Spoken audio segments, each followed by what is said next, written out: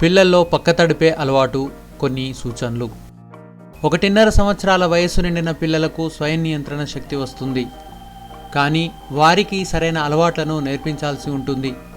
ఈ శిక్షణా కార్యక్రమాన్ని తల్లులు చేపట్టాలి. నిద్రకు ఉపక్రమించే ముందు పిల్లలను టాయిలెట్కు తీసుకువెళ్ళాలి. అవసరం అనుకుంటే మధ్యలో కూడా పిల్లల్ని నిద్ర నుంచి మేల్కొలిపి మూత్ర విసర్జన చేయించడం తప్పనిసరి. నిద్ర వేళల్లో ద్రవ పదార్థాలనంతగా ఇవ్వకపోవడం మంచిది. నిద్రావస్థలో పడక తడుపుతున్న పిల్లలను విసుక్కోవడం, గేలి చేయడం సముచితం కాదు. దీనివల్ల పిల్లల మానసిక స్థైర్యం దెబ్బతినే ప్రమాదం ఉంది. బ్లాడర్ విత్ హోల్డింగ్ కెపాసిటీ పెరిగేందుకు డాక్టర్ సలహాలు పాటించాలి. కొన్ని రకాల వ్యాయామాల వల్ల కూడా ఈ దురలవాటు నుంచి పిల్లలను దూరం చేయవచ్చు. పగటి వేళల్లో పిల్లలకు పండ్ల రసాలు, మజ్జిగ, మంచినీళ్లు ఇలాంటి ద్రవ పదార్థాలు ఇచ్చి మూత్ర విసర్జన సమయాలను గమనించాలి.